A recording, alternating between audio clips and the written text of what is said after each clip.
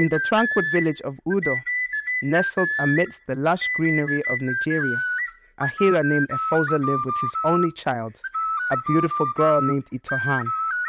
Efoza's skills as a healer were renowned far and wide, and people traveled from distant villages to seek his wisdom and remedies. His wealth and status in the community made a respected figure, and his love for his daughter was boundless. One fateful day, a young man named Osaritin began to court Itohan. His eyes sparkled with charm, and his words were sweet like honey. He spoke of love and a future together, but Ifosa was wary. He insisted that Itohan must complete her education before considering marriage. Despite his reservations, Osaratin's persistence grew, and he found ways to be close to Itohan.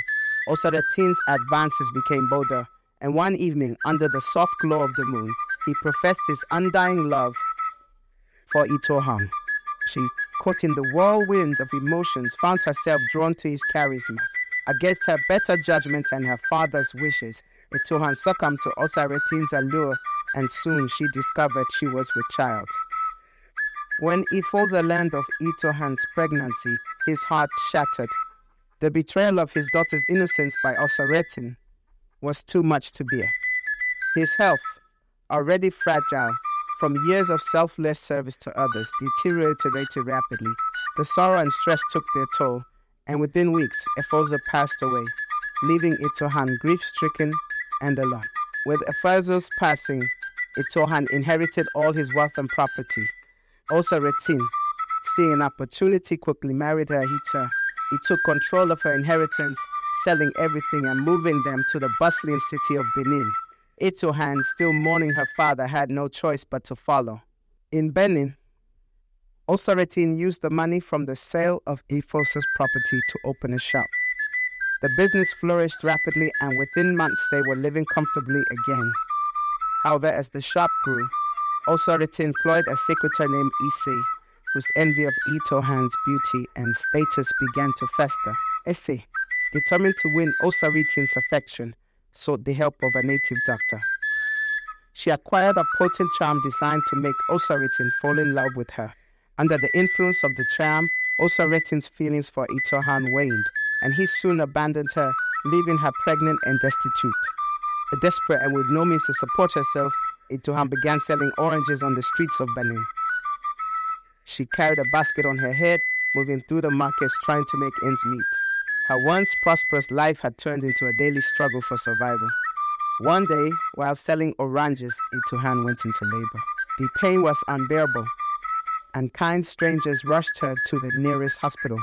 There, she gave birth to a healthy baby boy. However, with no money to pay the hospital bills, she found herself in a dire situation. The hospital allowed Itohan to stay in exchange for working as a cleaner. Despite the hardship, she was grateful for a roof over her head and a way to care for her newborn son. Her resilience and determination began to shine through. Dr. Osadi, the head doctor at the hospital, noticed Itohan's dedication and hard work. He admired her strength, but saw the sadness in her eyes. One day, as he was examining patients, his hands began to tremble uncontrollably, and he dropped his pen. Itohan, ever observant, noticed and asked about his condition.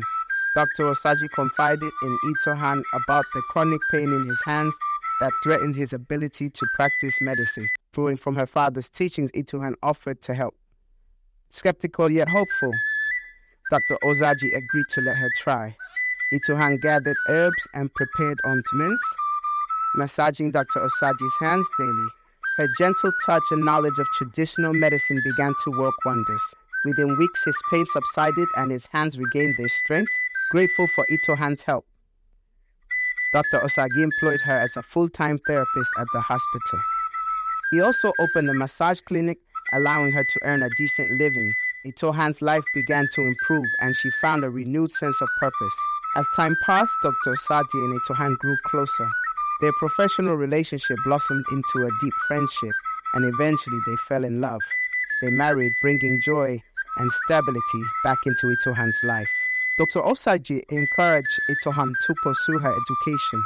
He supported her as she studied to become a licensed physiotherapist. Her hard work paid off, and she became a respected member of the medical community. Under their combined efforts, the hospital and the massage clinic thrived. Itohan's skills as a physiotherapist attracted many patients, and Dr. Osaji's reputation as a doctor continued to grow. Their life together was filled with love and success. Itohan's son, Osage, grew up in a loving home. Dr. Osaji treated him as his own, providing him with the best education possible. Osazi excelled in his studies and developed a passion for engineering. Osaze graduated with honors and opened his own engineering company. His hard work and innovative ideas quickly made him a successful businessman. He purchased a beautiful home and began to build a life of his own. One day, Osaze needed a gardener for his new home. He contacted an agency, which sent an older man named Osaretin for the job. Unbeknownst to us, as this was the same man who had betrayed his mother years ago. Osaretin, now humbled by his fall from grace, worked diligently as Osage's gardener. Despite his past, he showed dedication and care in his work, earning Osage's respect and appreciation. Itohan, now a successful physiotherapist, decided to visit Osage's new home. Upon arrival, she was shocked to see Osaretin working there. And the past came rushing back, and she confronted him about his actions. Osaretin, filled with remorse, explained how he had lost everything after Isa and her boyfriend swindled him. He had been forced to work as a gardener to survive. His once proud and arrogant demeanor was replaced with humility and regret. Itohan revealed to Osaretin that Osaze was his son. The realization overwhelmed Osaretin, and he fell to his knees, begging for forgiveness. Osaze, hearing the truth, was conflicted but listened to his mother's counsel. Itohan and Osaze decided to give Osaretin a chance to make amends. They allowed him to continue working as the gardener, hoping he would prove himself worthy of their forgiveness. Osaretin worked tirelessly, slowly rebuilding trust with Itohan and Osaze. He shared stories of his past mistakes and the lessons he had learned, hoping to mend the broken bonds. As time passed, the family began to heal.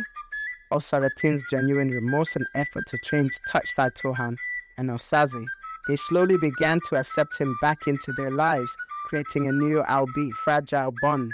With forgiveness came new beginnings.